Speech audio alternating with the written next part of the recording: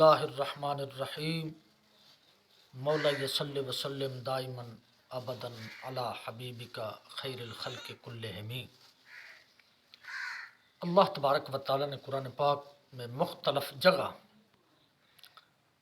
इरशाद फरमाया। एक जगह इरशाद फरमाया वकुल्लम वअदल्लाहुल हुस्ना। तमाम के तमाम सहाबाए कराम जितने मेरे नबी के यार, मेरे नबी के सहाबा हैं, तमाम के साथ अल्लाह तबारक व तआला ने हुस्ना का माना, हुस्ना का वादा किया। अब इस पर तो इत्तफ़ाक़ है ना कि हुस्ना से मुराद जन्नत, अल्लाह तबारक व तआला ने उनकी जन्नती होने का सर्टिफिकेट जारी फरमाया। दूसरी जगह इरशाद फरमाया कुंतुम खैरा उम्मतिन उखरिजत लिन्नास, तुम सबसे बेहतरीन उम्मत हो जिसको लोगों के लिए ज़ाहिर किया गया है। ये इसका सही मिस्दाक नबी पाक सल्लल्लाहु अलैहि वसल्लम के सहाबाए कराम है। मेरा जो आज का मौजू है वो है हज़रत सैयदना अम्मार बिन यासर रज़ियल्लाहु ताला अन्हो की ज़ात पाक। मैं बार बार अर्ज़ कर चुका हूँ, लेकिन मतलब कहने का ये है कि हिदायत तो उसको ही नसीब होगी जिसके बारे में मेरे अल्लाह ने हिदायत जिसकी किस्मत में लिखी है। तो ये जो मिर्ज़ा है ये जाहिलियत का पलंदा है और ये बात को तोड़ मरोड़ कर पेश करता है। और इसके सारे बयानात तो मैं नहीं कह सकता, बल्कि सारे इसके मुग़ल्लज़ात इकट्ठे किए जाएं तो उसके अंदर इतना तज़ाद पाया जाता है कि अल अमान अल हफ़ीज़। इन चीज़ों को सामने रख कर मैंने इसको चैलेंज किया था। मेरे दोस्त अहबाब को याद होगा कि मैंने कहा था कि अगर तू सच्चा है, क्योंकि नबी पाक सल्लल्लाहु अलैहि वसल्लम की हदीस पाक है ना कि एक आदमी होगा रिदाउल इस्लाम, उसने इस्लाम की चादर ओढ़ी होगी, ज़ाहिरी तौर पर वो इस्लाम का नाम लेगा, सब कुछ करेगा, लेकिन वो मुसलमानों पर शिरक का फतवा लगाएगा। साहबा ने अर्ज़ किया अय्युहुमा औला बिश्शिरक अवर रामी वल मरवी, जो शिरक के तीर चलाने वाला होगा वो मुशरिक होगा या जिस पर शिरक के तीर चलाए जाएंगे वो मुशरिक होगा। हुज़ूर ने फरमाया कि जो चलाने वाला होगा शिरक के तीर। अब ये तमाम बुज़ुर्गान दीन हुज़ूर गौसे आज़म रज़ियल्लाहु ताला अन्हु से लेकर हज़रत सैयदना बाबा फरीदुद्दीन पाक दाता साहब रहमतुल्लाह अलैह, जितने भी बुज़ुर्गान दीन हैं उन पर ये शिरक के तीर चला रहा है जिन्होंने हकीकत में इस्लाम का काम किया। तो इसी बिना पर मैंने हुज़ूर गौसे आज़म रज़ियल्लाहु ताला अन्हु के दर का चूँकि नौकर हूँ मैं और बुज़ुर्गान दीन के दर का मैं चौकीदार हूँ, इस नाते से मैंने इसको चैलेंज किया था कि मीनार पाकिस्तान वाली जगह 100 मन लकड़ी को आग लगाते हैं। जो सच्चा होगा वो बच जाएगा, जो झूठा होगा अल्लाह तबारक व तआला उसके फितने को वहीं ख़त्म फरमा देगा, वो उन लकड़ियों के अंदर जल जाएगा जिन लकड़ियों को आग लगाकर हम दोनों जाएंगे। तो इसने अभी तक जो चैलेंज कबूल नहीं किया। खैर, इस मौजू के इसने बड़ा इशू बना रखा है। तो एक मिसाल देता चलूँ फिर मैं इस मौजू की तरफ आता हूँ। हमारे पंजाबी के अंदर या जहाँ भी आप चले जाएं, लड़ाई हो जाए ना या कुछ झगड़ा हो जाए तो झगड़ा होने के बाद उनकी आपस के अंदर सुलह हो जाए और सुलह के बाद कुछ अरसे के बाद या साल के बाद 2 सालों के बाद एक आदमी आए और आकर बैठ जाए होटल पर या अपनी सर्कस में आकर बैठ जाए, तो आकर वो कह दे ओ बाबा जी ज़रा दस्या जी कि लड़ाई किद्दां हुई सी, लड़ाई किवें हुई सी। तो जो समझदार बंदा बैठा होगा वो कहेगा कि उनकी तो लड़ाई हुई या झगड़ा हुआ, उनकी तो आपस में सुलह होगी, लगता है शैतान तो ही है जो उसको दोबारा हवा देना चाहता है। तो वो उनकी आपस के अंदर जो सुलह थी वो हो गई। वो इंशाल्लाह मैं हदीसें पेश करता हूँ, हवालाजात पेश करता हूँ, कोड करें इसके जो चाहने वाले हैं और फिर बताएं। पहले हदीस इमाम बुखारी रहमतुल्लाह अलैह रवायत करते हैं, हमें हज़रत मुसद्दद रज़ियल्लाहु ताला अन्हु ने हदीस बयान की। उन्होंने कहा حدثنا عبد العزيز بن مختار قال حدثنا خالد حداء عن اکرمہ قال لی ابن عباس بل ابنہ علی انطلقا الی ابی سعید. اس حدیث پاک پر غور کریں گے. ہمیں عبدالعزیز بن مختار نے بیان کیا، انہوں نے کہا ہمیں خالد الحذا نے حدیث بیان کی کہ انہوں نے بیان کیا کہ حضرت ابن عباس نے مجھ سے اور اپنے بیٹے علی سے فرمایا کہ تم دونوں حضرت ابو سعید کے پاس جاؤ اور ان سے حدیث کا سماع کرو. بس ہم دونوں گئے. جب گئے تو انہوں نے اپنی چادر لے کر، اس وقت حضرت ابو سعید اپنے باغ کی اصلاح کر رہے تھے، تو انہوں نے اپنی چادر لے کر اوڑھ لی، پھر ہمیں حدیث سنانے لگے. حتیٰ کہ مسجد کی تعمیر کا ذکر آیا تو انہوں نے کہا ہم ایک ایک اینٹ اٹھا کر لا رہے تھے. حضرت عمار بن یاسر رضی اللہ تعالیٰ عنہ دو دو اینٹیں اٹھا کر لا رہے تھے. تو نبی پاک صلی اللہ علیہ وآلہ وسلم نے انہیں اس حال میں دیکھ لیا. ایک ایک لفظ میں آپ کے سامنے پڑھ رہا ہوں. دیکھ لیا تو آپ نے ان سے مٹی جھاڑی اور فرمایا قال ویح عمار تقتل الفیۃ الباغیہ یدعوہم الی الجنۃ ویدعونہ الی النار قال یقول عمار اعوذ باللہ من الفتن. آپ نے ان سے مٹی جھاڑی اور فرمایا عمار افسوس ہے اس پر، عمار پر افسوس ہے، اس کو ایک باغی جماعت قتل کرے گی، یہ ان کو جنت کی طرف بلائے گا اور وہ اس کو دوزخ کی طرف بلائیں گے. حضرت ابو سعید نے کہا حضرت عمار کہتے ہیں میں نے فتنوں سے اللہ تبارک و تعالیٰ کی پناہ میں آتا ہوں، یعنی میں نے اللہ کی پناہ چاہی. طرف الحدیث 2812، صحیح مسلم 2915، مسند ابو داؤد الطیالسی 603، دلائل النبوہ للبیہقی جلد 2 549 صفحہ 548، السنن الکبریٰ للنسائی حدیث 8548، مسند احمد جلد 3 صفحہ 5، طبع قدیم مسند احمد 1111 جلد 17 جلد 7 اور صفحہ نمبر 54 بلکہ جلد 17، مؤسسۃ الرسالہ بیروت. اس حدیث کے باب کے عنوان سے مطابقت اس طرح ہے کہ اس میں یہ ذکر ہے کہ صحابہ کرام مسجد کی تعمیر میں تعاون کے لیے اینٹیں اٹھا اٹھا کر لا رہے تھے. حدیث سے مذکور کے رجال کا تعارف بڑی مشہور حدیث ہے. مسدد بن مسرہد، عبدالعزیز بن مختار ابو اسحاق الدباغ البصری الانصاری، خالد بن مہران الحذا، حضرت ابن عباس کے آزاد کردہ غلام اکرمہ، علی بن عبداللہ بن عباس بن عبد المطلب القرشی الہاشمی، ابو الحسن، ان کو ابو محمد بھی کہا جاتا ہے. جس رات حضرت علی المرتضیٰ کی شہادت ہو اسی رات ان کی ولادت ہوئی، اس لیے علی کے نام پر ان کا نام علی رکھا گیا اور ان کی کنیت پر ان کی ابو الحسن رکھی گئی. تو بہت زہد و تقوی کے مالک تھے. 120 ہجری میں ان کی وصال ہوئی، وصال 70 سال کی عمر میں. یہ تھا اس حدیث کے بارے میں صحابہ کرام جنہوں نے اس حدیث پاک کو روایت کیا.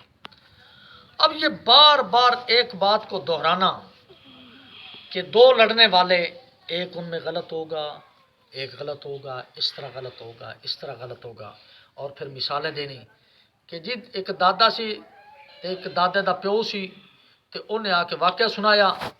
تو ہم یہ تو کہہ سکتے ہیں نا چنگی اولاد ہوئی ہوئے گی وہ آکھے گی بابا تسی غلط سی تو فلانا غلط سی. وہ بھی میں عرض کرتا ہوں.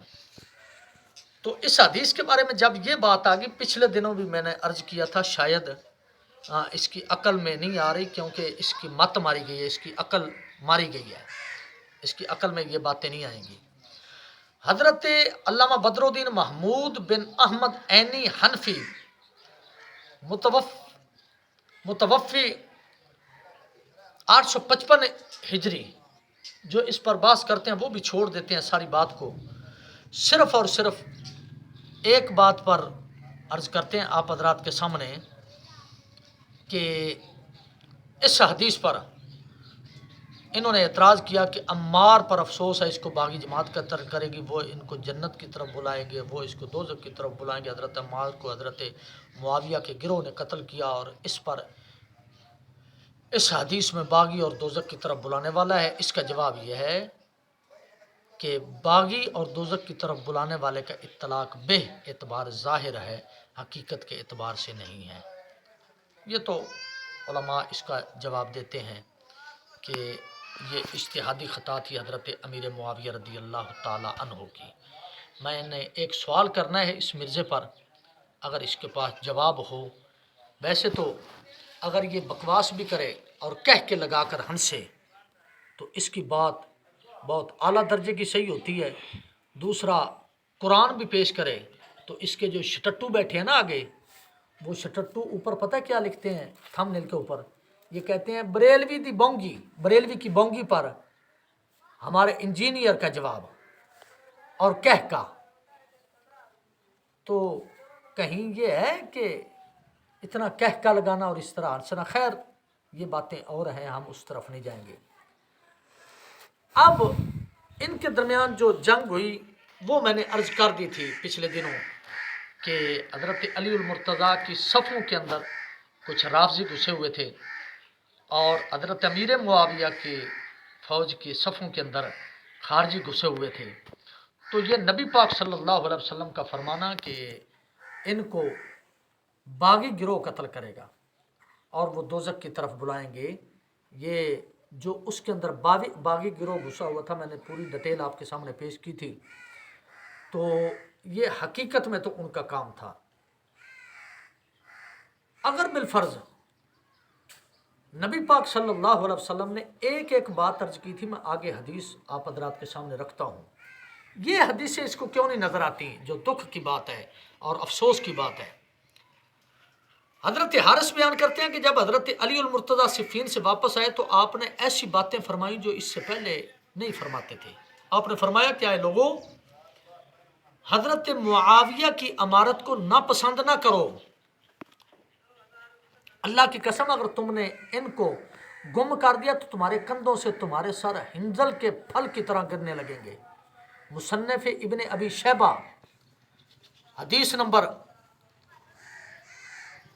37,443 حدیث پاک، کنز الامال 3000 اور 1704 حدیث نمبر، تاریخ دمشق جلد نمبر 62 اور صفحہ 105 اور 106 پر یہ حدیث پاک موجود ہے۔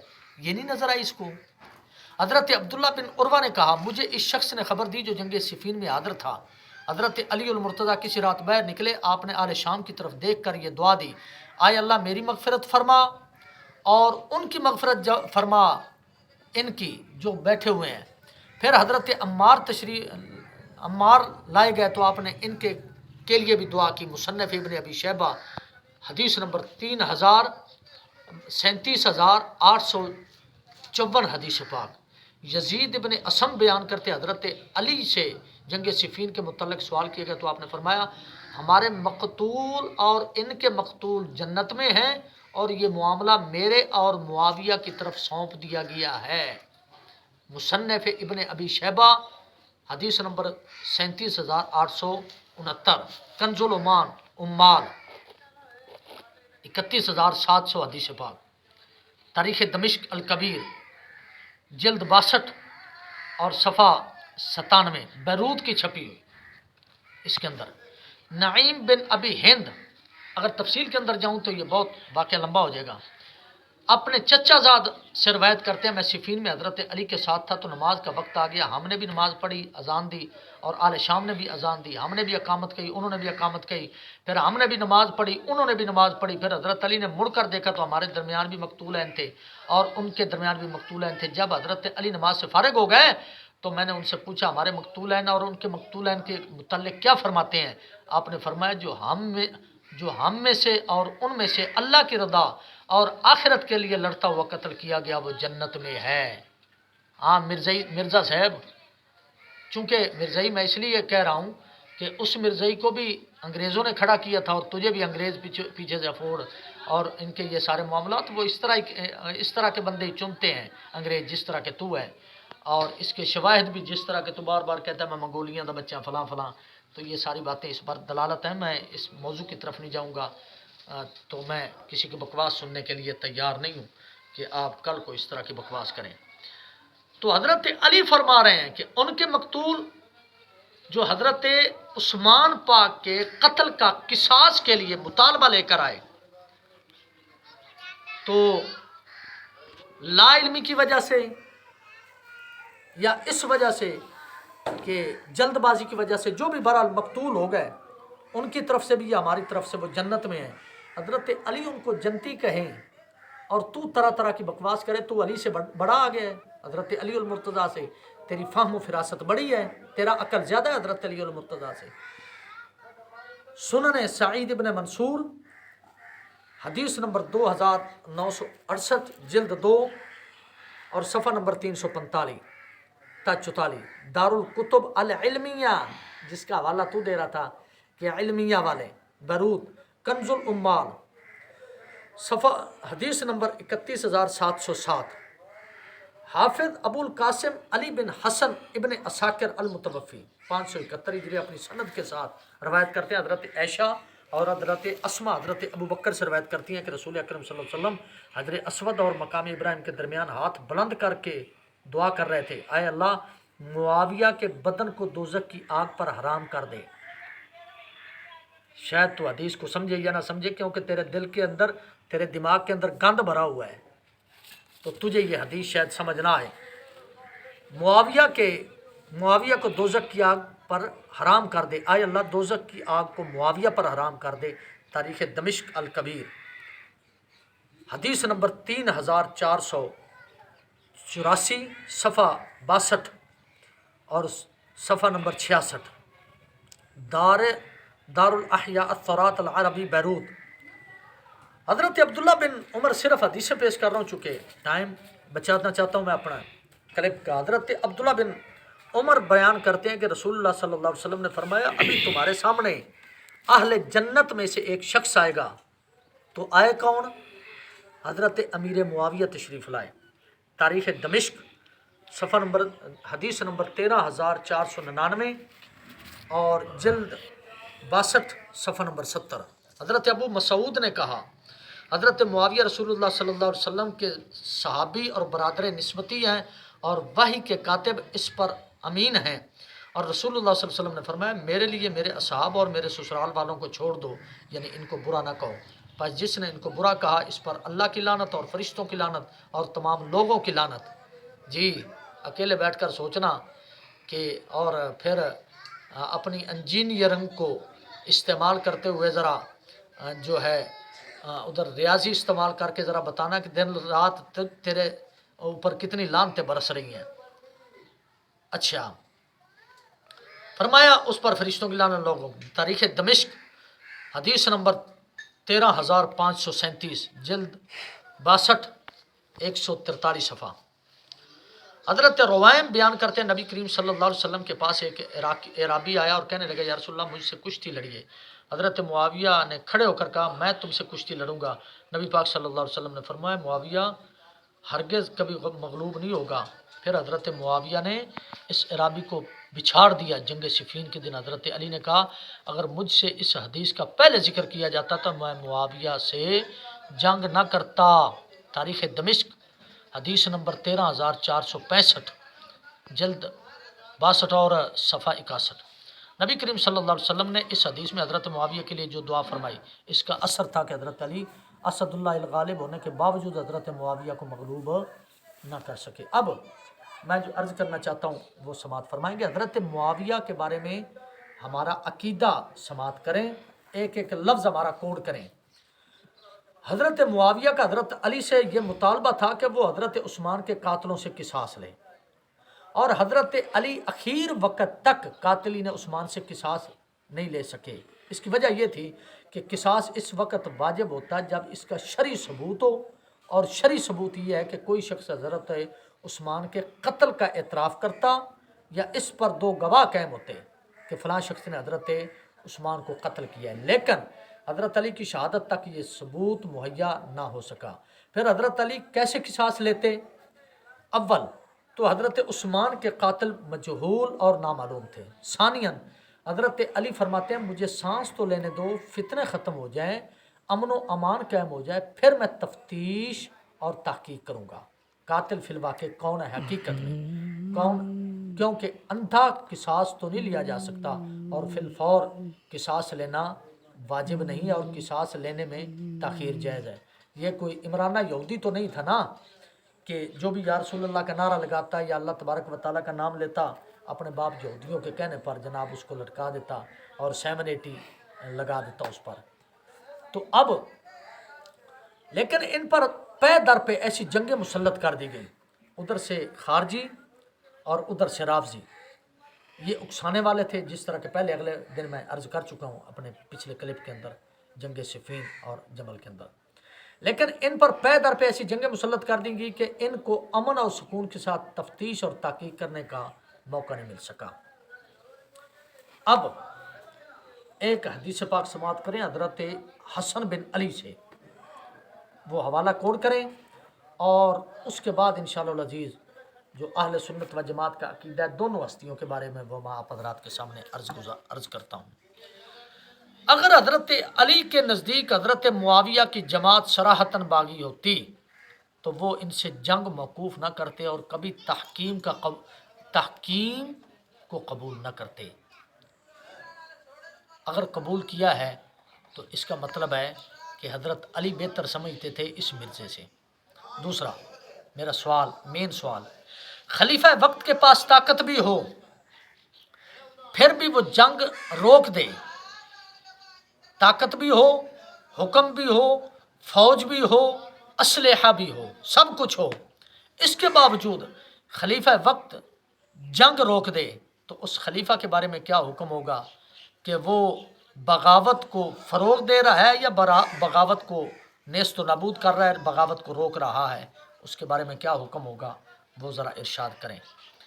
حافظ اسماعیل بن عمر بن کثیر دمشقی متوفی 774 ہجری روایت کرتے ہیں، سفیان بن لیل بیان کرتے ہیں کہ جب حضرت حسن بن علی کوفہ سے مدینہ آئے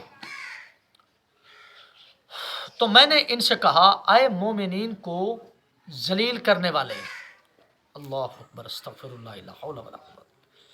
حضرت علی حسن نے فرمایا اس طرح مت کہو، وہ میں آگے چل کر انشاءاللہ حضرت حسن کے موضوع پہ یہ ساری روایات بیان کروں گا، کیونکہ میں نے رسول اکرم صلی اللہ علیہ وسلم کو یہ فرماتے ہوئے سنا ہے دن اور رات کا سلسلہ اسی طرح چلتا رہے گا حتیٰ کہ معاویہ حکمران بن جائیں۔ پس میں نے جان لیا تھا کہ اللہ کا حکم نازل ہونے والا ہے، پس میں نے اس بات کو ناپسند کیا کہ میرے اور ان کے درمیان مسلمانوں کا خون بہایا جائے۔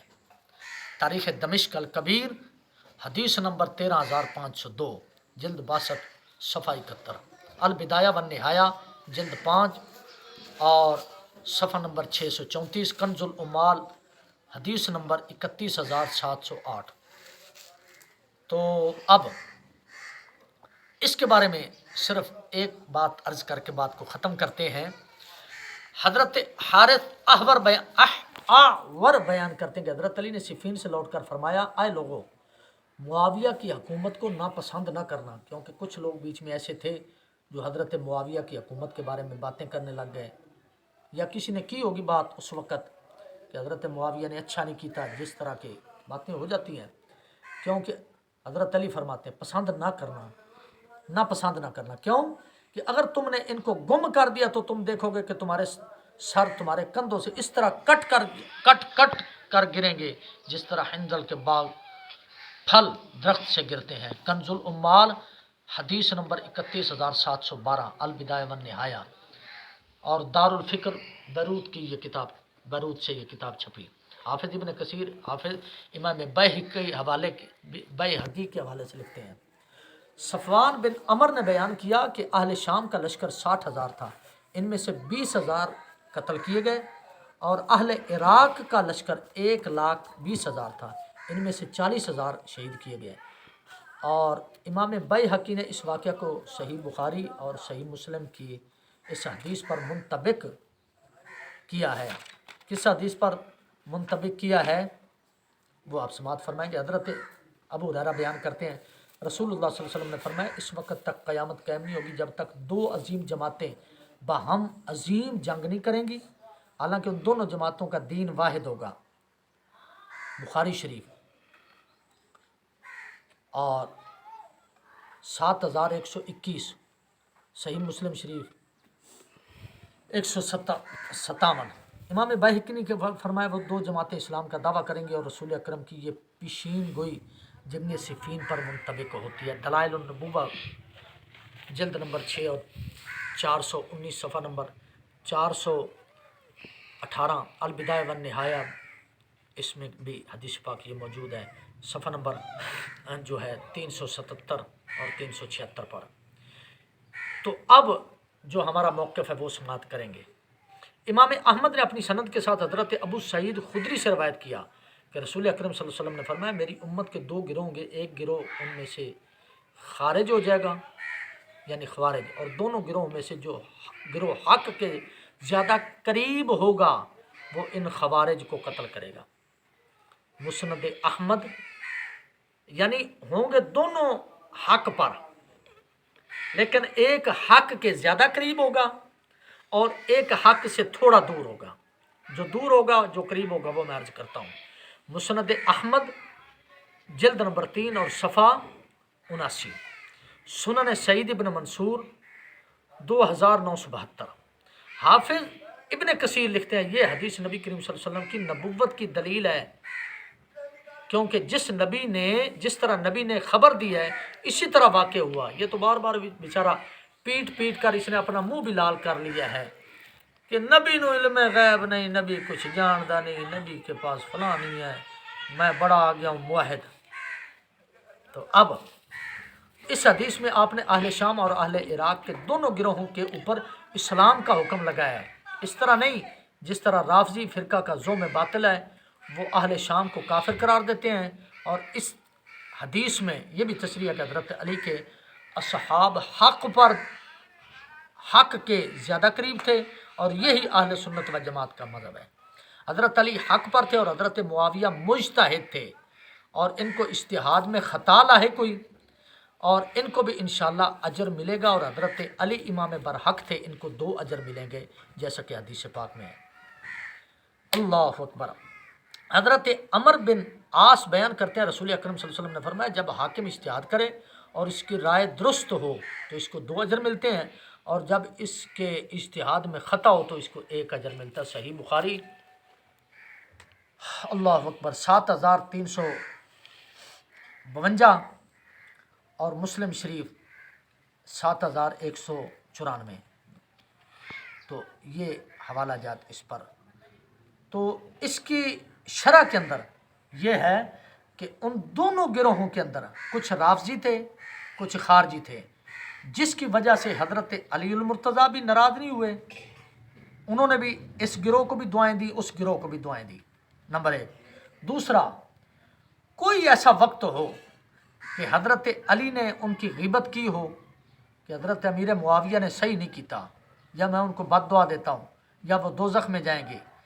باقی حوالہ جات الحمدللہ بڑے ہیں، جس طرح کہ ابن القیم نے بھی لکھا اور بھی بہت لوگوں نے لکھا ہے حضرت امیر معاویہ کے بارے میں کہ ان کی صلح خیر۔ وہ چونکہ یہ نہیں مانے گا، یہ آکھے گا جی بابے تک شاہی کوئی نہیں، تو اس لیے میں نے انہی حدیثوں کے حوالے دیے ہیں۔ بات صرف اتنی تھی کہ ان کی جنگ ہوئی، جنگ کے بعد ان کی صلح ہو گئی۔ جب ان کی آپس کے اندر صلح ہوگی تو اتنا عرصہ بعد کوئی اب کھڑا ہو کے کہہ دے اے یارا دسو تو صحیح انجینئر تو بہت بڑا عالم آ گیا، باقی سارے جاہل نے دنیا تے، تو بڑا عالم ہے، تو یارا دسے نا سانو کہ وہ جنگ کداں ہوئی سی، یا انجینئر ادھر بیٹھ کر اپنے سرکس کے اندر یہ کہہ دے کہ او ذرا دسو نا جی مولوی اپنی مشہوری کے لیے سستی شہرت دا پجاری ہے نا یہ، کہ بڑے بڑے علماء کی زبان پر میرا نام آئے گا، میں مشہور۔ تو مطلب کہنے گئی اے ذرا دسو نا انہوں دی جنگ کی میں ہوئی سی، تو جس طرح اس بزرگ نے کہا تھا نا کہ ان کی جنگ بھی ہوگی صلح بھی ہوگی، لگتا ہے شیطان تو ہی ہے، تو اب میں بھی یہی عرض کروں گا، باقی اس کے بارے میں مزید وضاحت نہیں کرنا چاہتا۔ ان کی آپس کے اندر صلح ہو گئی تھی، اور صلح کے بعد نہ حضرت علی المرتضیٰ نے ان کے بارے میں کوئی قدم اٹھایا، نہ حضرت امام حسن پاک نے ان کے خلاف کوئی قدم اٹھایا، بلکہ حضرت امام حسن پاک نے ان سے نذرانے لیے، جو نذرانہ عقیدت ہر سال پیش کیا جاتا تھا، یا سال کے درمیان بھی پیش کیا جاتا تھا۔ وہ بہت سارے واقعات ہیں، اگر وقت ملا تو میں آپ حضرات کے سامنے عرض کروں گا۔ حضرت امام حسین پاک نے بھی ان کے خلاف خروج نہیں کیا، کیوں کہ ان کو پتہ تھا کہ جب میرا باپ علی اور میرا بڑا بھائی حضرت حسن پاک جو ہے وہ صلح کر گئے ہیں تو پھر میرا حق ہی نہیں بنتا۔ حضرت امام حسین پاک کب کھڑے ہوئے؟ جب یزید سامنے آیا، اور یزید کی 2 نمبریاں سامنے آئیں تو یہ اس وقت حضرت امام حسین پاک کھڑے ہوئے۔ تو مطلب کہنے کا یہ ہے کہ یہ ساری باتیں اس بات پر دلیل ہیں کہ یہ شوشے، یہ بدتمیزیاں یہ نہ چھوڑی جائیں اس امت کے اندر۔ امت پہلے ہی بہت عجیب دہانے پر کھڑی ہوئی ہے، چاہے جائے کہ اس وقت امت کسی مزید جو ہے ان پر بوجھ ڈالا جائے یا یہ معاملات آئیں، تو کوشش یہ کرنی چاہیے کہ اس طرح کی شیطانیت کو روک کر، اور میرے استاد محترم کی میں عظمت کو سلام پیش کرتا ہوں، یہ تو بار بار کہتا ہے میں قیامت تک ٹائم دینا، اور میرے استاد محترم نے تجھے چیلنج دیا تھا کہ عدالت میں آ جا، جہاں تو کہے آ جا، ہم آنے کے لیے تیار ہیں، بتا تو صحیح۔ علامہ ڈاکٹر کنز العلماء علامہ ڈاکٹر محمد اشرف آصف جلالی صاحب قبلہ اللہ تعالیٰ ان کی عمر دراز فرمائے، ان کے علم اور عمل اور زہد و تقوی کے اندر مزید برکتیں نصیب فرمائے۔ انہوں نے تو چیلنج کیا ہے، کب کا چیلنج کیا ہوا ہے؟ اگر تو اتنا پاورفل ہے یا اتنا تیرے پاس علم ہے تو دے ان کو جواب، یا ان کے چیلنج کو قبول کر، پھر تو ہم مانیں کہ واقعی چیلنج ہے۔ یہ کیا کہ ادھر بیٹھ کے ڈینگے مارتے رہنا اپنے چند شٹٹوؤں کے سامنے، میں جی انج کر دیتا تو میں قیامت تک دا ٹائم دے دیتا۔